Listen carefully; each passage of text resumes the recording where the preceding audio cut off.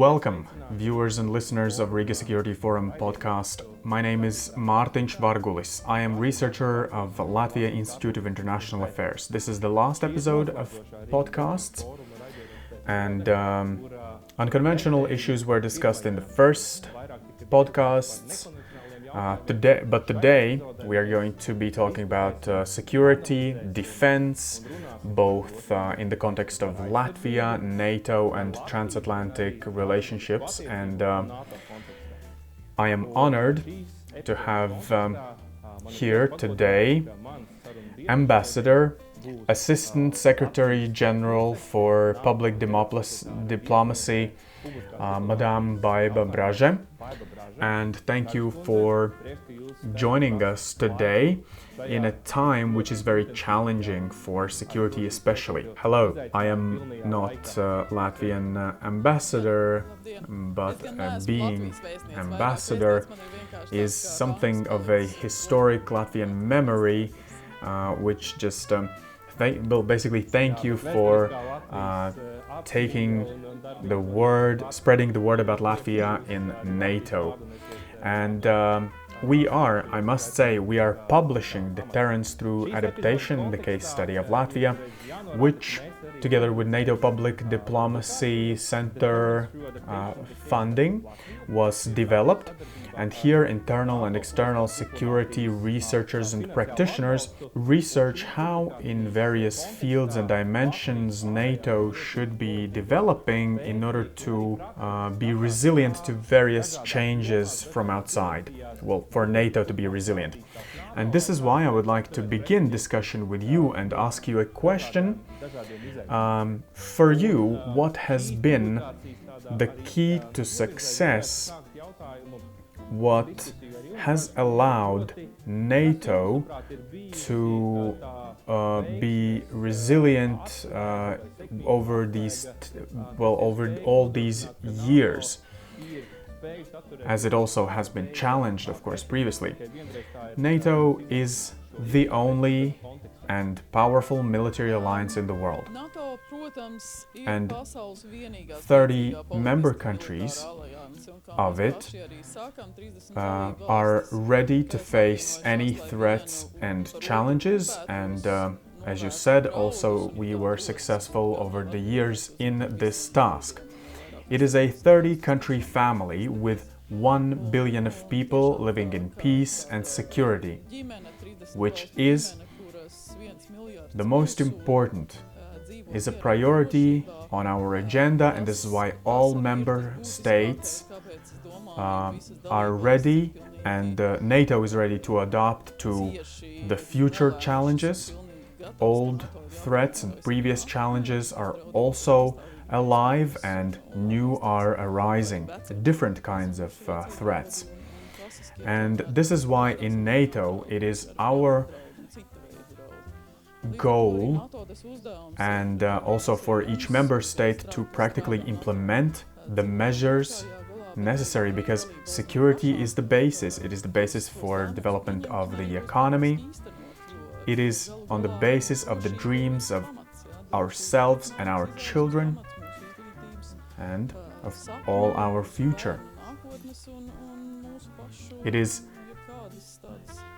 very important. As important as having something to eat, and also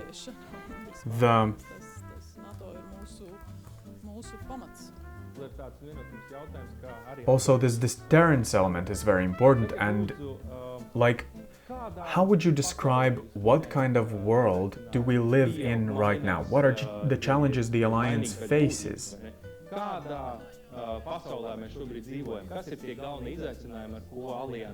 If we look at the strategic concept adopted in 2010, there are three major things in NATO. This is collective security, crisis and cooperation development and management, and mutual help to the partners, and also common awareness of threat, which means that all 30 states, in an open, classified environment, they share how they understand, what they understand, and what is their common awareness of threats. And then there are measures and planning and everything necessary. So the threats from aggressive Russia have not gone away, which is Euro-Atlantic threat in general. In Brussels summit and also in the declaration you can read, this is formulated very clearly. We all agree on that. Terrorism threat to our community and society, they still exist. And if I am asked what are the new challenges, unconventional threat, we know very well that everything that is related to technology development, related to development of cyber attack capabilities or informational attacks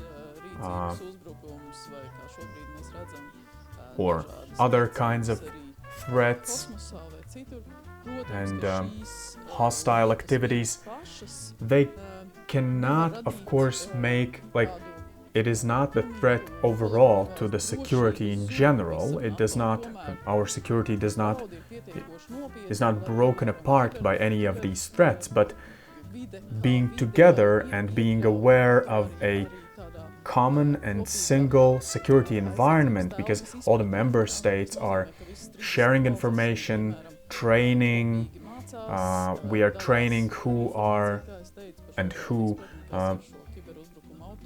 creating these threats in cyberspace and in outer space also, which now is included in the NATO as one of the operative environments.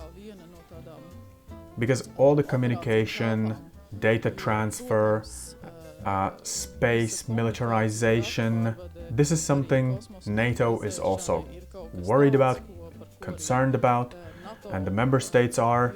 And also in this environment, as in the operational environment and area, it is all considered in NATO training, planning, and in planning of development of the capabilities of NATO. You would probably like to know about China and how NATO discusses China, is that China is a challenge, not the threat so much, but as a challenge, but as a potential actually partner too. Because if we're talking about NATO future operational environments, for example, climate change, and improvement of environmentally friendly environment, then China here is a significant partner. And the package of decisions adopted in NATO summit this year related to climate and security and link thereof, whether like being it rising of the sea level, especially in places where there are military bases, and each of the member states and countries have their military emissions. They need to keep track of them, they need to adopt, make changes. Also, hybrid threat and how that is dealt with, or resilience, increasing of resilience of the community. Also, everything that is related to technological capabilities, not just classic military industry, but all the technological industries which need to be included in the thinking about the solutions about our collective security improvement. And this is why NATO has decided to also create technological accelerator for startups, for technology companies, for them to be able to share information in a common environment, share their know-how and knowledge about technologies and solutions. So not only for conventional resilience and deterrence and like protection against missiles, but this is the cooperation between all the member states, like for hybrid threats, against hybrid threats currently.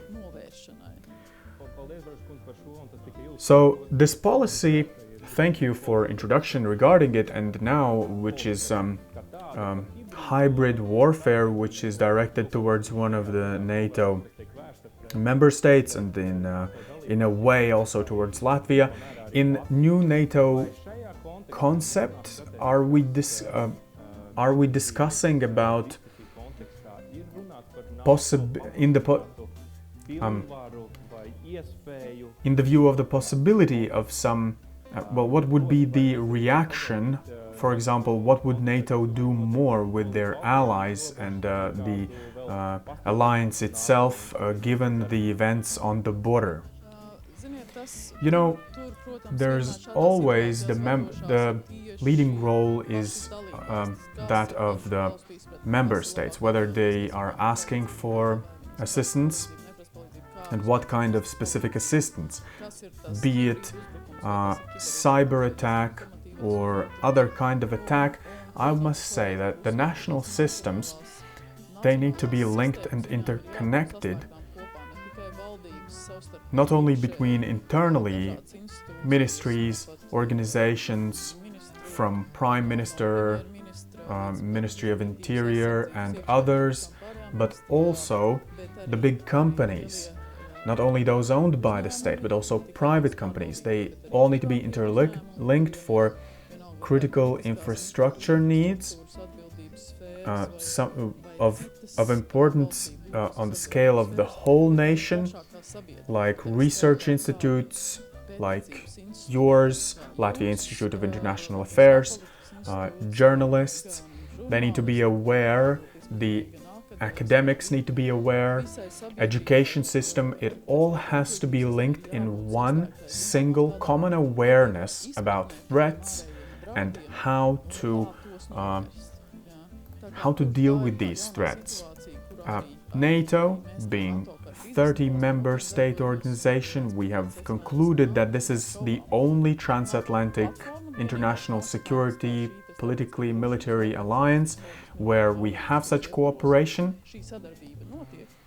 but internal responsibility is the precondition for successful understanding of what is going on, and to be able to identify and also respond.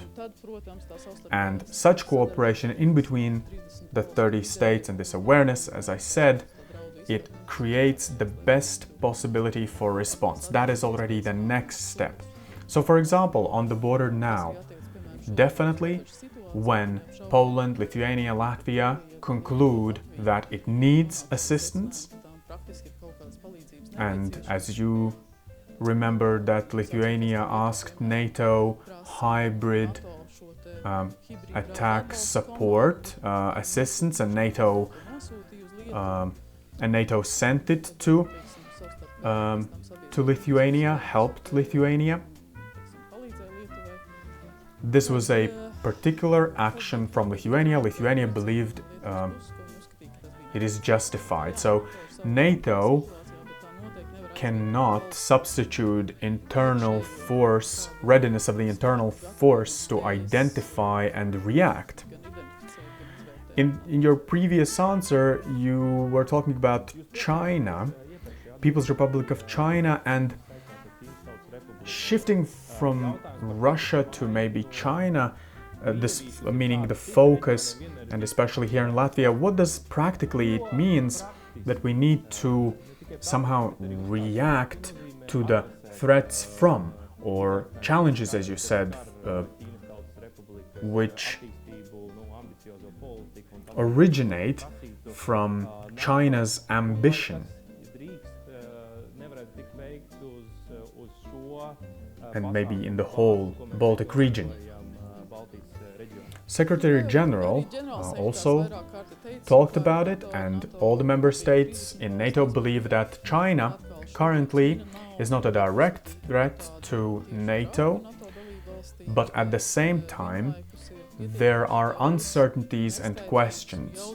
For example, why do they develop their military and nuclear possibilities and capabilities, conventional warfare capabilities, navy and infantries, ignoring international tribunal decisions in the field of various legislations. So this is the question, and also is the question about human rights violations, like contradicting maybe activities, trying to succeed or,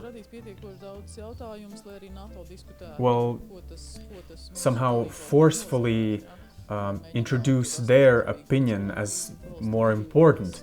It doesn't mean that NATO is going to send now military operations. We need to understand what it all means. We're not going to be sending anything, but the cyber attacks this autumn you saw, and all the 30 member states, and it was also publicly available, the information that it was identified that this is China's cyber attack, which was partly conducted from China, which means that China has come with their actions, and it is hostile, and they're hackers, and this is definitely a concern.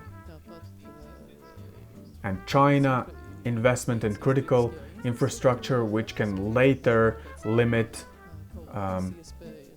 capabilities or maybe quicker military reaction and operations.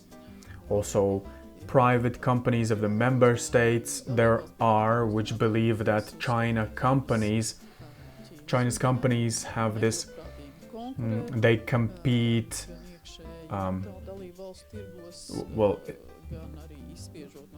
they compete with large subsidies from China, including their subsidies to technological companies, so they have unfair advantage. Big data accumulation and development.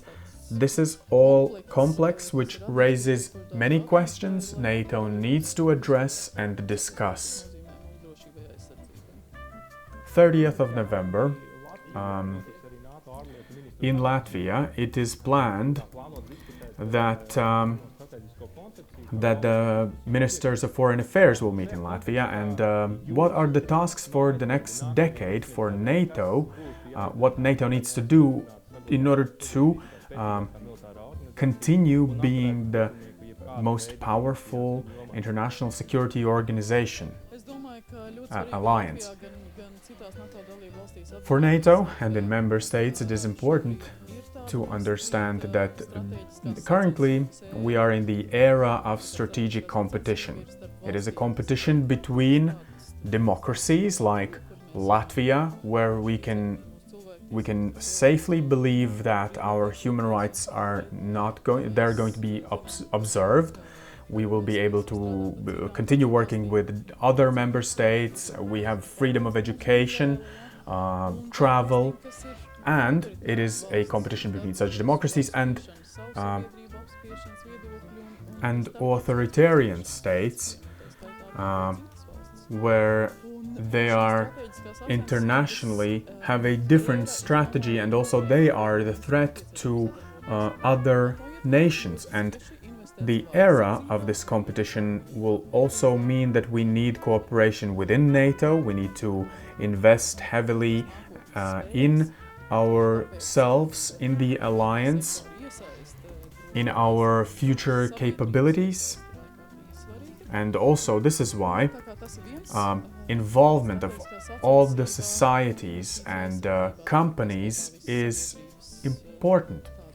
So strategic competition, investment, involvement, awareness of all the society is important, and definitely as a result of technology development, not only classic defense industries, but private sector and all dual capabilities, civil, military, they are going to make sure that NATO as politically military alliance is going to be a political and military alliance is going to be the platform for Europe, the USA and Canada cooperation and the security.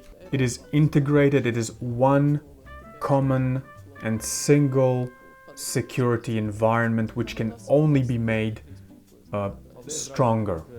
Thank you, Madame Braže, and especially now, as much as I know, during this time you are very busy, and what I have heard today is that it is becoming more comprehensive, more complex. It involves various aspects, and also the message, very important message, is that the security begins on our own territory, on the territory of our state, which we can project and also create stronger with our allies. And also on the level of all the society. It means that all the society needs to get involved. It begins with our own actions, with the actions of our companies, and awareness that the people have their role, significant role in all the security. It's previously we have thought about tanks maybe, and now also we're speaking about the borders, but the space and time has shrunk, and in the context of threats, and so awareness of all the society is very, very important. So state involvement and NATO's ability to adapt to this new environment is going to be of increasing importance regarding how safely each individual is going to feel. Thank you to the viewers, and also ministers of foreign affairs and other high-level experts and politicians are going to discuss these matters also on the 30th of November. Please connect to that too. And thank you, and good luck to Latvia Institute of International Affairs.